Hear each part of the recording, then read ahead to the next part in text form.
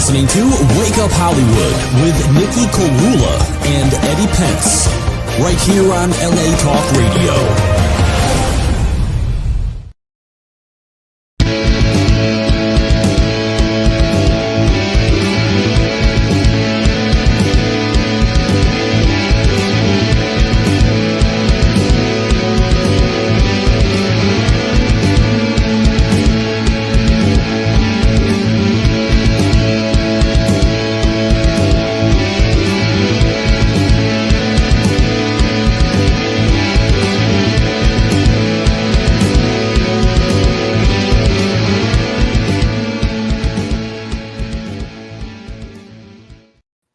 Wake Up Hollywood. This is your host with the most, Nikhil Korula. We're going to jump right into this episode. We have a very, very creative person indeed, guitar luthier, Brian Calhoun. How are you, Brian? I'm good. It's nice to see you. Nice to see you as well. And your guitars, I got to tell you, your guitars are very cherry in the acoustic guitar world.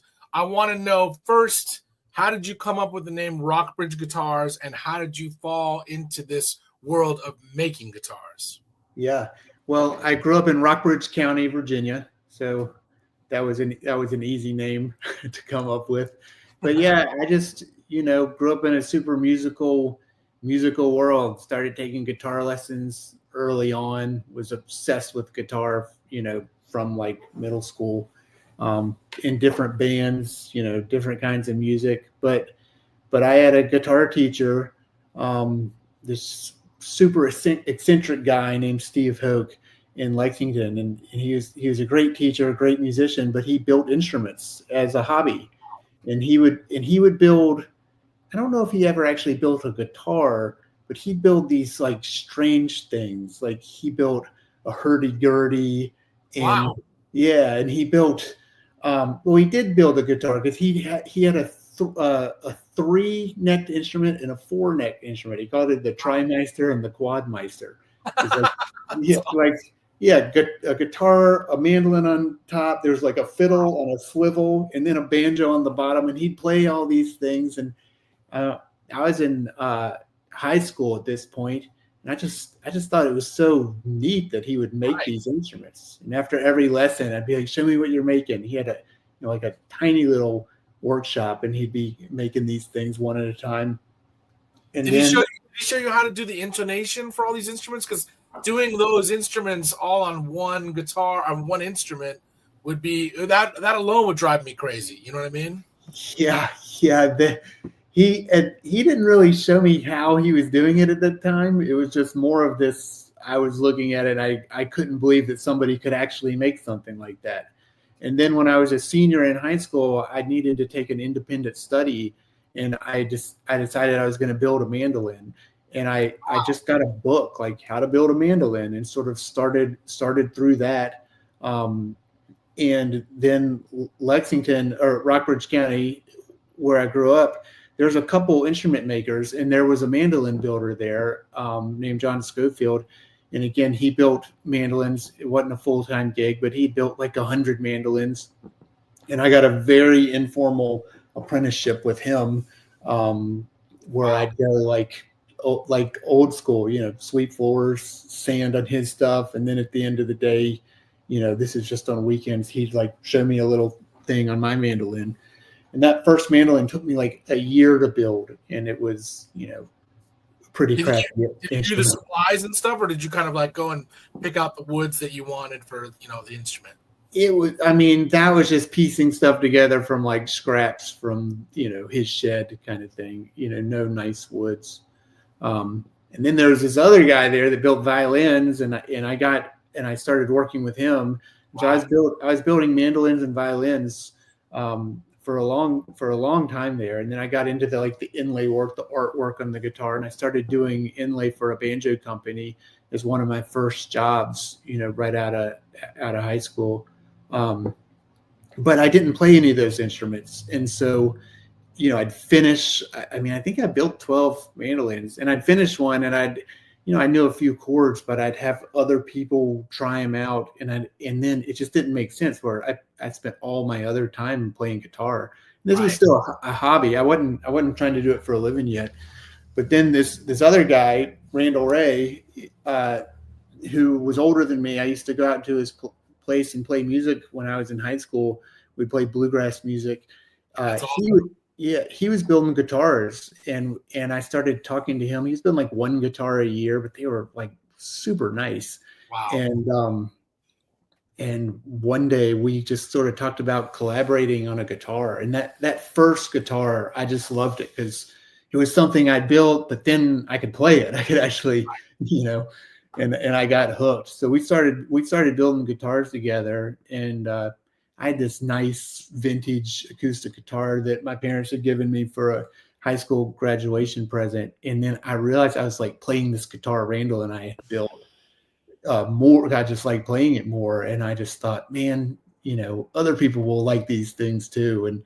And I went to him, he's like 20 years older than me. I was a kid basically. And I said, you got to quit your job and we got to start this business. He was, you're crazy. Nobody can build guitars for a living, but that's kind of when it all started. And do you remember the woods that you used for that first guitar? Do you remember what the soundboard was? The back and sides? Yeah, back then, I mean, we were mainly building guitars with mahogany back and sides and actually cedar tops, which I still really like, although we don't use it as much these days. And they were all dreadnoughts because we were building like bluegrass guitars. So we did a few cedar top guitars, and then we were using Adirondack spruce tops and like building like loud sort of bluegrass canon instruments, and that was our whole market for the first several years.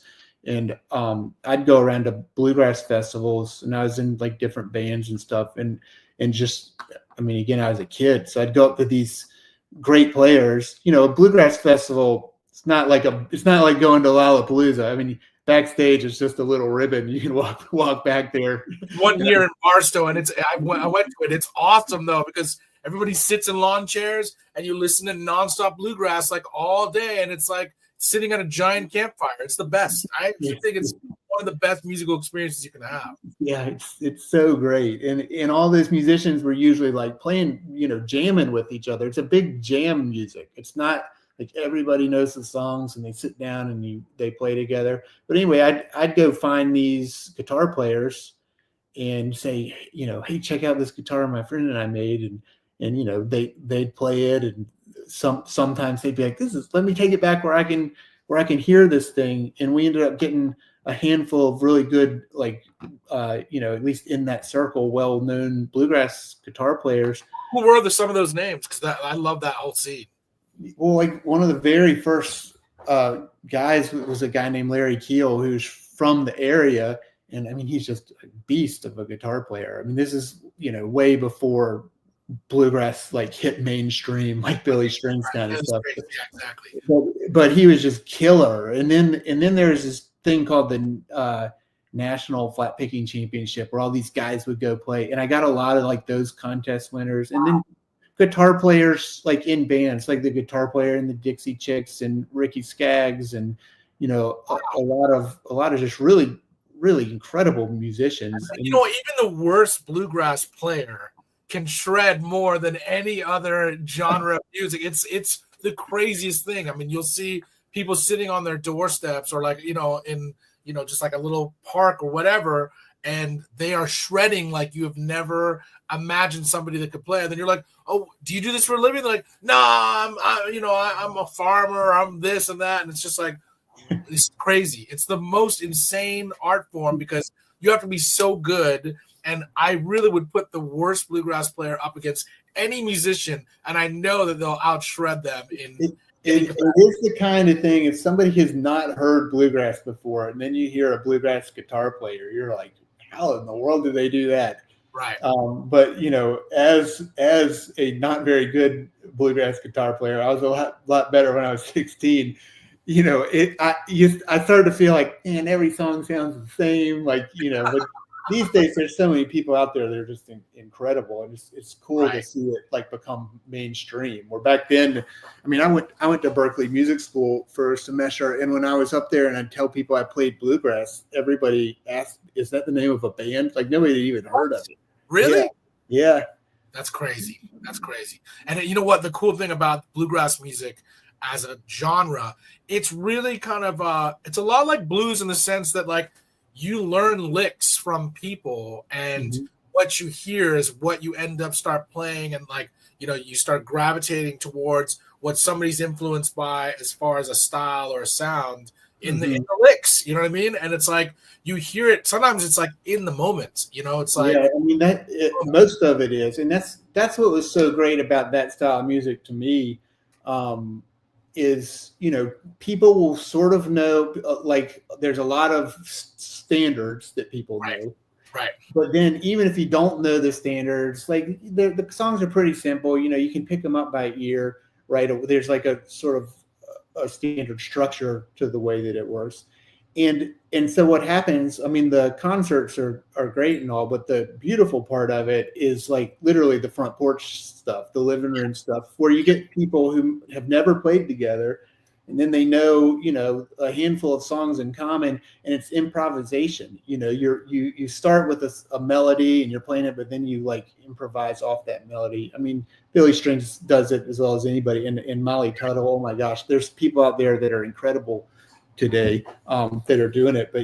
But there's so many people like back where I grew up that are just world class, but nobody's ever going to hear them.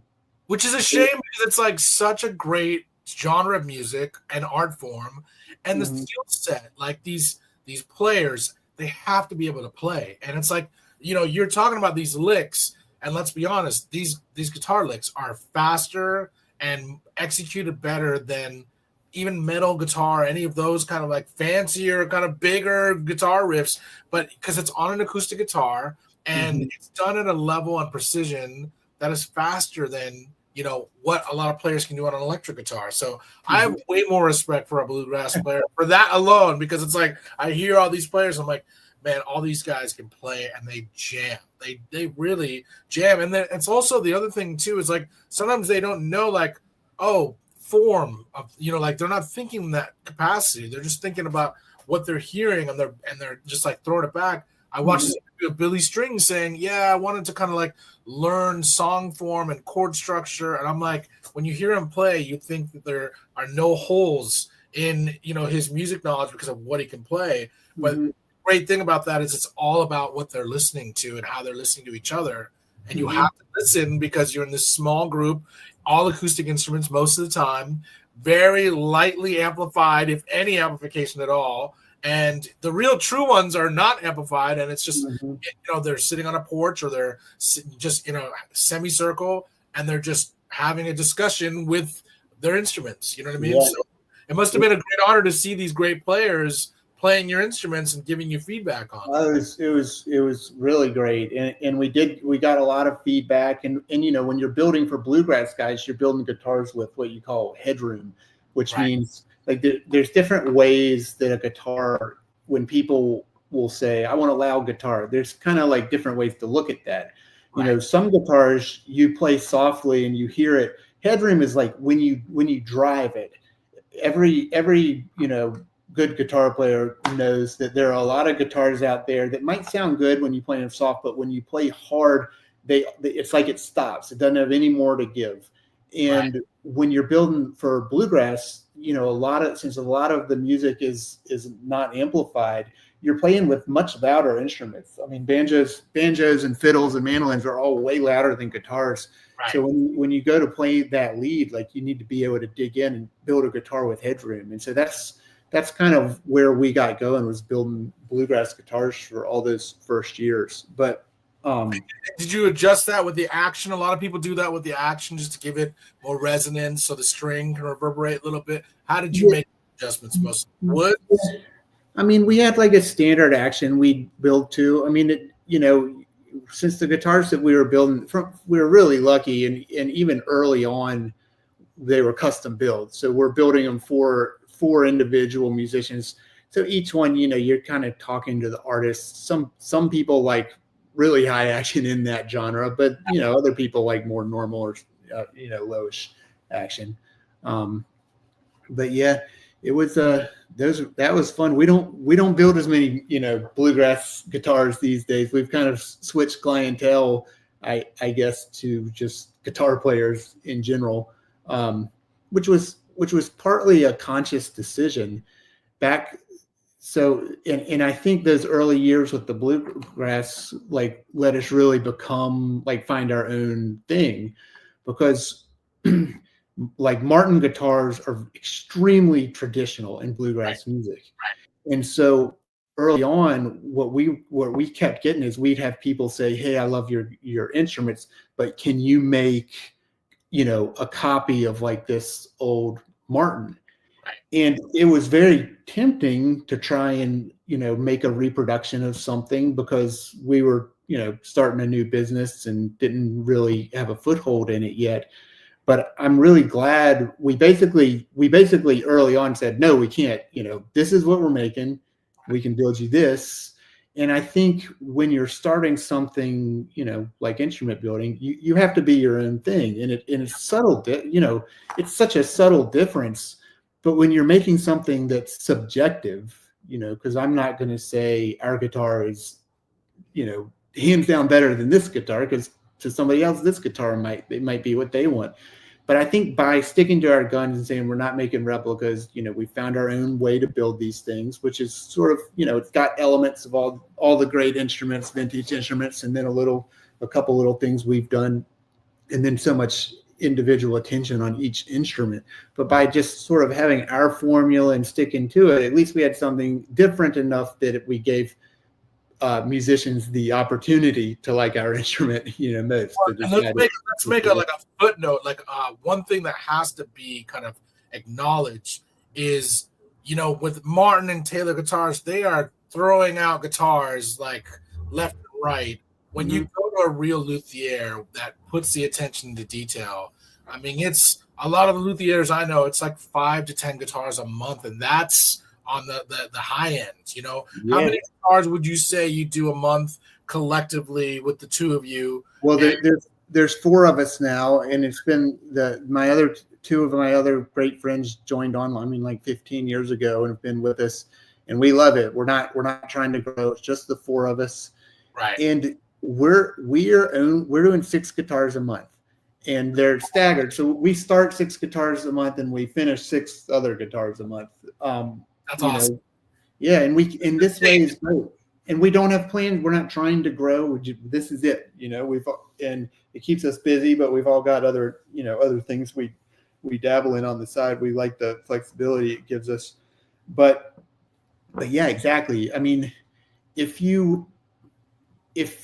say, for instance, I wanted to start a factory building guitars, I would suspect, if I hired somebody that wasn't a guitar builder and didn't know about guitars, and their job was to sand, the tops, right? That I would suspect that I'd say, okay, like our spruce tops average 3.2 millimeters, so run everything to 3.2 millimeters.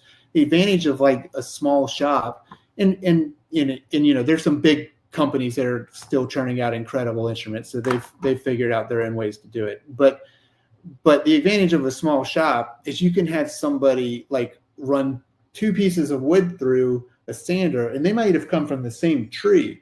Right. One's going to be a little bit stiffer than the other, and they can say, okay, this piece of wood, I'm going to take it, I'm going to do one more swipe, or this piece of wood, I'm going to leave it a little stiff. And you're able to do that on every process, the top, the back, the braces, the every little thing. You've got that decision, that human decision of this is what this piece of wood needs. So that's one of the really neat things about going with a small, instrument maker. Well, what's crazy is I fell in love with acoustic guitars maybe 25 years ago, and I started with a Martin guitar. And one of my old roommates had a guitar built by James Goodall, and we were in music school together. Yeah. And so like I played his guitar, and I was like, man, this is a cut above any guitar I've played. And he was like, man, he makes 5 to 8 guitars a month. Like he's just a small mom and pop shop, and he makes the best guitars. So I went and met him at NAMM, and this is what I love. And I'm sure you have these kind of relationships with your guitars that you make. I said, one of my, college roommates had, he bought one of your guitars. He said, what was his name? And I said, his name was Abe Dirtner. And he said, oh yeah, that was a traditional with the redwood top. I mean, he started listing all this. Totally, man. And I was like, man, that just the fact that he knew that level of detail for the instrument and who it's going to and what the player was.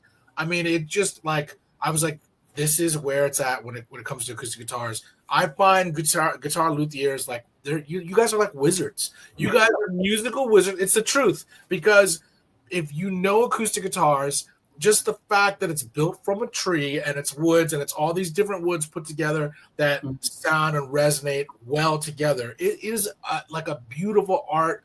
It's a beautiful art, and it's a little bit of a science, but it is just it's nothing that you can get out of a huge guitar manufacturer. It's not the same.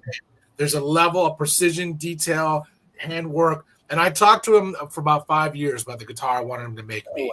And he was always like, this kid's never going to buy a guitar. And then like about maybe 7 or 8 years ago, I called him and I said, I'm ready to do the guitar. And he said, really? I said, yeah. I'm like, let's do this. So we did. Yeah.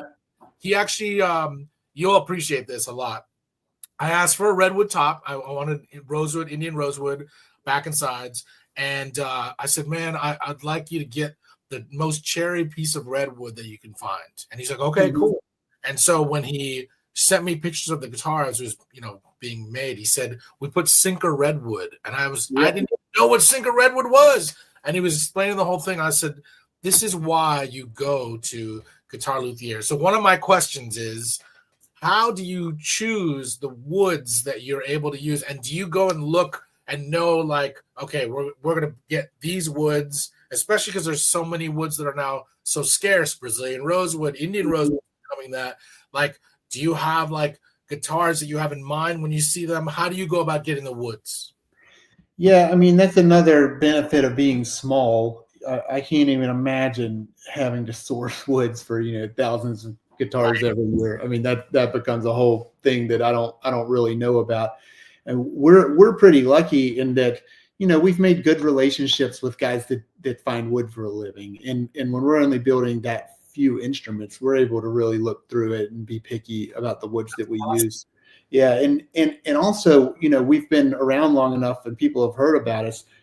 I've been many times on the receiving end of calls where somebody said, my granddad built guitars as a hobby, and he's got, he left us with this, and we'll send some picture of this incredible wood. And that's happened a dozen times, some variation of that story. And we've ended up with some really cool, old wood from that.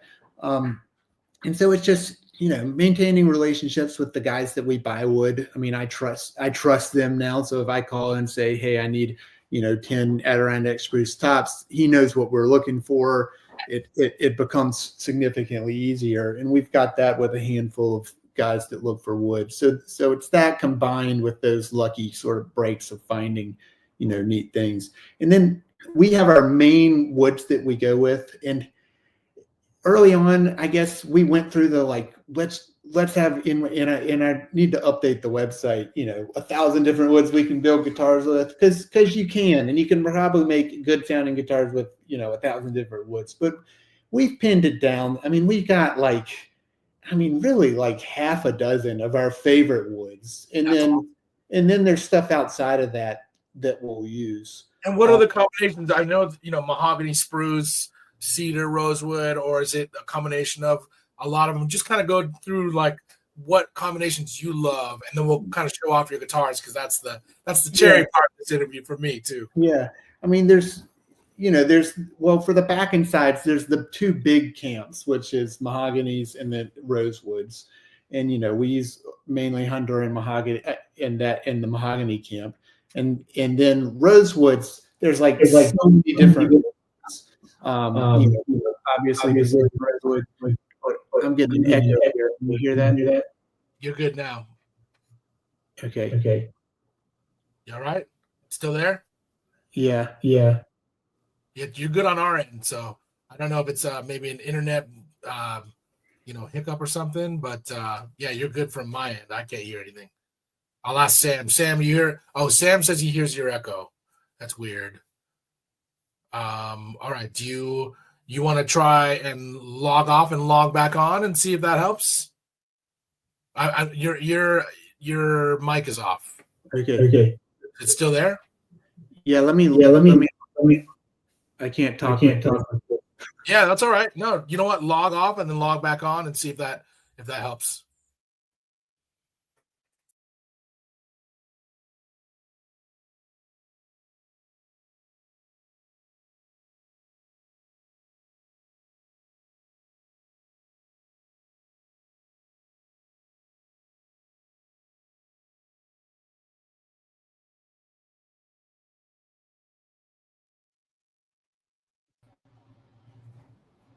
Is that better? Can you hear me? Yeah, I can hear you. Can you hear me? Yes. Okay. I think that's better. Okay, cool. All right. Sorry about that. No worries. It happens all the time. That's the joys of the internet podcast. We're at the mercy of the internet gods. It just works out that way. It's okay. No problem. Yeah. Well, where was I talking about guitar woods? You were talking about rosewood, mahogany, and then there's so in rosewoods, I mean, there's so many different types of rosewoods. Indian rosewood, the most common, is incredible. Of course, there's Brazilian rosewood. Coca-Cola has become like a super popular wood for us. I mean, those are the most common that we use. And it's funny, for different size guitars, you can use these combinations on anything, but it's just like our SJs, which is our most popular guitar. That's usually some kind of rosewood guitar with the Adirondack spruce top. Our small guitars, that's where we're more likely to use cedar tops. But it's all about who we're building the guitar for, and that's the trick. Is if you've got roughly 12 different models of guitars, if you build them all out of the same wood, those 12 different models would all sound different, right? Right. So then you think, all right, you take any one of those models, and you got all these different wood combinations. You can make an SJ sound 100 different ways with different wood combinations. And so with 12 models, and each of them you can change the sound. I mean, you can build a guitar that's the right guitar for the person. The trick is to figure out what woods they are before you start that guitar. And so that's one of the hard parts of working with individual customers. But you start to learn how to do that after. Well, it's like a careful balance too. It's like the soundboard of a guitar. A lot of people that may not play guitar, the soundboard is the top piece of the guitar, and it is one of the most important. But it is a careful balance how it kind of also works with the back and sides of a guitar. Mm-hmm. Like, do you find when is it ever, you're probably at the point now where you look at a piece of wood and you're like, I know how this is going to sound. It's just going to sound. A lot. You definitely, you feel like you know what it's going to sound before you string it up, for sure. And we're not experimenting so much anymore. Our SJs, our rosewood spruce SJs sound like our rosewood spruce SJs. I mean, there might be some minor variants if we build them with the same woods, but like some of the artists that we build the same guitar over and over for because they need backups or whatever, their sound guys will say, we don't have to change anything between these instruments. And, that's the way that we like it. Kind of what I was getting at the very beginning of the conversation about, like, when somebody says, build us a replica of this guitar, and we'd say no. We'd have people that would say, build me, this guitar, but I want it to be more bass and more of this and more of that. And it's, you listen to that, but at some point say, hey, we're going to build the guitar that we're going to build with these. I have heard that. It's like, why don't you show me the 5 guitars that you think from what I do would work, and then I'll tell you out of those 5 which, like, that makes, because you're the expert. You know what I mean?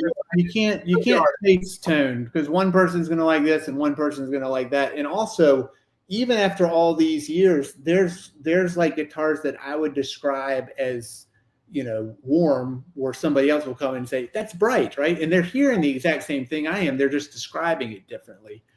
Right. So you can't, my advice to any, up and coming luthier is don't chase tone, like, with a million different things. Like, find out what you like and sort of, stand by it. Well, one of the players too that you got one of the biggest acoustic guitar players, Dave Matthews, to play a lot of your guitars. How did that relationship come about? And also, that must have been a little bit nerve-wracking to find the right guitar for him, or did he just gravitate towards it right away? And it's like he's been playing acoustic guitars and some of the biggest acoustic guitars for years, the Martins, the Taylors, and so on, you know? So how did you know that A, you'd be able to compete because you had to know that you were making better guitars? I can look at your guitars and know that you make better guitars than a lot of the biggest guitar, manufacturers. So how did you know that he would be the right artist, or how did that relationship come about? Because it's a huge, huge, huge honor, Yeah. Well, again, guitars are all subjective. One person likes one thing, somebody likes the other. But yeah, I mean, I certainly would never want to downplay the amount that he's helped, build our career in a lot of ways. But that started. It started so organically. A friend of mine was working with him, and this is years ago, and a long time ago, and this is somebody I'd grown up with. And she basically took a couple guitars out where he was going to see them. And they were small, but it's literally just the two guitars that I had available. I mean, back in those days, this is 15 years ago, we didn't have many like demo models. If we built a guitar, we had to ship it out the door and like wait for the check to show up. The early days of starting a business are brutal. Those are the growing pains. Yeah, and at that point, we had some high-profile players outside of bluegrass at that point. I mean, we had, we're building a name for ourselves, but it was two small-body guitars. It was a double O and a single O, and she took them out and said that he had kind of like opened the case and said neat and shut the case, and I thought, well, these were loaners. It was like take him out to where he's going to be, bring him back the next weekend. And then just by we had nothing to do with this. I think I'd met him a few times at this point, but there some interview came out in a magazine that he had done that weekend, and I hadn't heard anything about his reaction to the guitars, and it was like an interview about all sorts of stuff, and at the end, sort of as a last question, the guy was like, what do you think about guitars lately? Got any new things you're playing? And he said, my new favorite guitars, the best guitars I've ever played, are these two little guitars from a tiny company in Virginia. And that's how I heard about it. That's awesome. So he bought those two guitars, and he played those for a while before he played anything on stage. And we just wanted. Oh, they're smaller than what he usually plays. He usually plays a dreadnought. I've seen him play some jumbos, but mostly dreadnoughts most of the time. Yeah, the O and the double O. He's never played those two on stage. But yeah, then we made the SJ, and we'd made one or two SJs before that one, but they'd had like cedar tops. But we just got it in his hands, and he loved it, and that's how it all started. So yeah. Well, let's show off these guitars, because I've been waiting and I've been eyeing these pictures. We're just going to throw up a guitar, and we're going to have you describe the woods and kind of what went into making it. So these are all, when you ask, okay, so you're just pulling pictures off the site. That was a jumbo. So we hadn't built too many jumbos before. We'd actually, and then I built a jumbo for John Russell from The Head and the Heart, another great band, and hadn't delivered it yet. And Dave played it and was like, why don't I have a jumbo? And then he trimmed out this jumbo. I mean, it was, his idea, let's make it black. It's ebony binding. So that is maple back and sides with the Adirondack spruce top. It's obviously all black with a like black burst ebony binding. Really cool. Maple tends to be, in my opinion, super duper bright. But when you get into this size guitar, like a big guitar, it all of a sudden mellows out, and it's a really, really pretty sounding wood. That's awesome. Let's go to the next one, Sam. Oh my gosh, I love Brandi Carlile's music. That is an an all mahogany 00, which is one of our most popular models. We build a lot of those. And when I say all mahogany, I mean it's got a mahogany top, which I would describe as almost like, you put new strings on a guitar and it sounds so zingy, and then like a week later they kind of mellow out. That's kind of how a mahogany top is. It just mellows the guitar out. They work really well plugging in, and we've built those for so many different artists and different genres of music. But yeah, of course, that's the only purple one we've built. She wanted a purple one, and That's that's awesome. her tattoo is inlaid on the peg head there. But that was a really cool guitar. That's a nice touch. And you said it's an ebony neck, I assume, ebony fingerboard. Ebony fingerboard, yet. And I like the inlay, what is it, mother of pearl around the sound hole and around around the whole guitar. That's abalone, yep, around the sound hole and the trim around the body. Very cool. Let's show another one. Warren Haynes, one of my favorite guitar players. I used to transcribe his solos when I was in high school because I was such an Allman Brothers fan. Me too, man. Yeah, dude. You're gonna love. We just filmed Sight and Sound episode 9, and I don't know if you know Greg Koch Marshall Trio. Mm-hmm. Oh man, he is one of the best. He's one of the best living guitarists. And we did an Allman Brothers episode. So we did You Don't Love Me and Blue Sky, and we had the two drummers. It was one of the best, and we did it at Sunset Sound. So that's coming down the line. I love that you love the Allman Brothers. They're one of my favorites, and they have some of the best acoustic sounds too. Tell me what this guitar is. I mean, that's our most popular model. That's the one that Dave really made popular for us. That's the small jumbo SJ. Warren's was Coca-Cola back and sides in a red spruce top, and I'd lent him guitars for a while.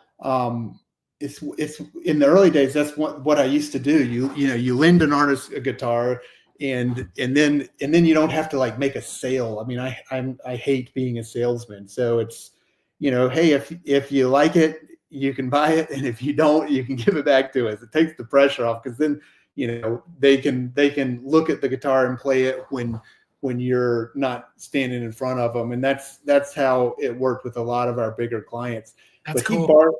He'd been borrowing guitars for a while, and then he did an acoustic album up in New York, and they were running low on acoustics, and I went up there, and he ended up, I think, putting 6 rock bridges on the acoustic album, which is so awesome.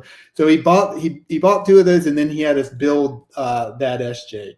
So it was, it's Tobacco Burst. It looks like Tobacco Burst, correct? We don't have names for the bursts. Now the way it works is we have enough bursts out there that if somebody orders a guitar, I say, send us a picture of your favorite burst, and then we go with it. But I mean, that's a little bit more of a yellow burst than I would call our standard. But it's pretty cool instrument. All right, let's show the next one. That's Keith Urban. That's the same. That's the same guitar as Brandy Carlisle's. It's just not purple. That's an all mahogany 00. Same size too. Same size. Yep. Wow. Looks way smaller on him. Yeah, and that was a nerve-wracking sale for me. I mean, this is many years ago. Some of these artists, I become friends with and have a long relationship before you build the guitars.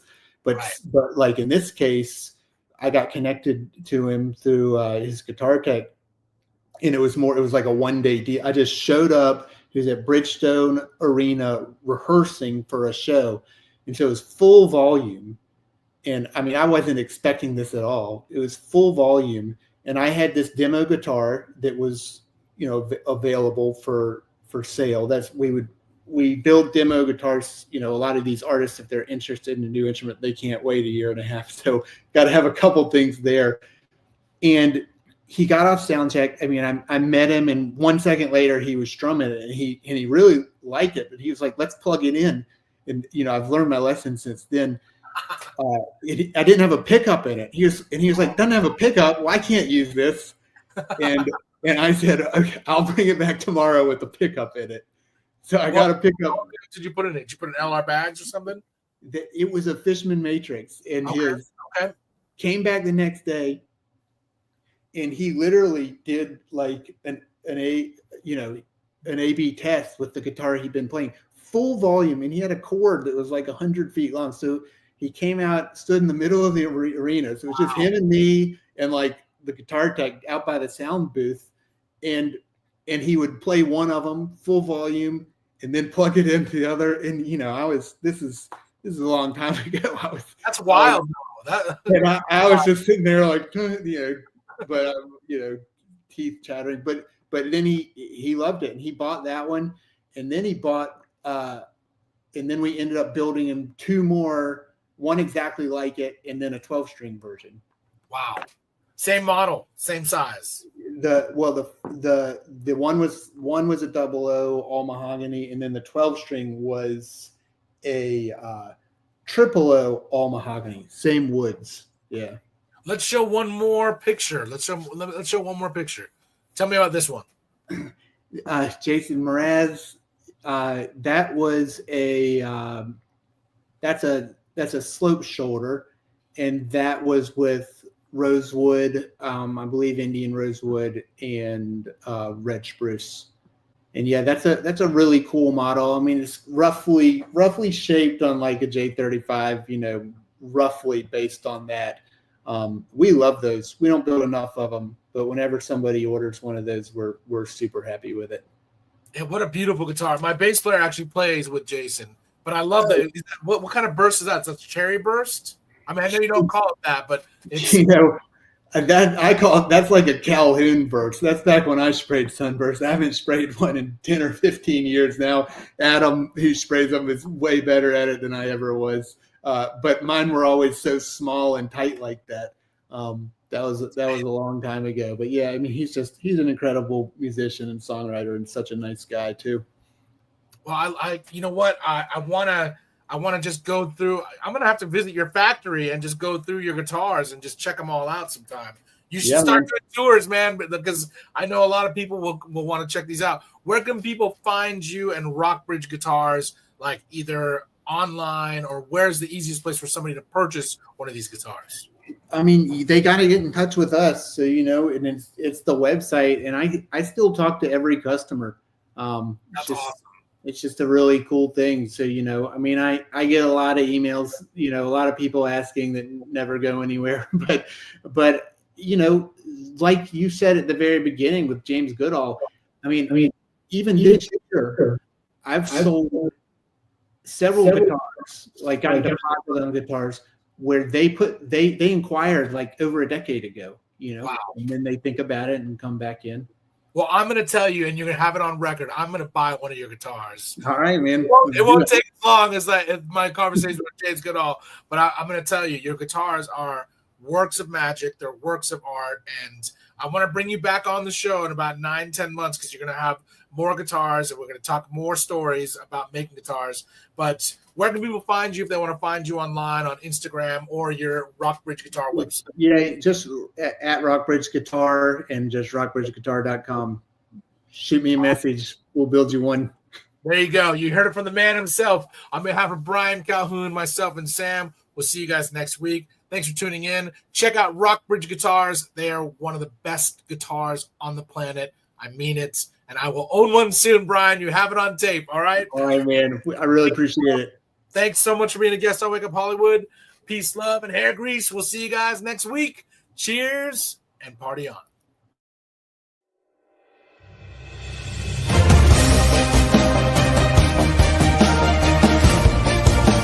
You're listening to Wake Up Hollywood with Nikhil Korula and Eddie Pence, right here on LA Talk Radio.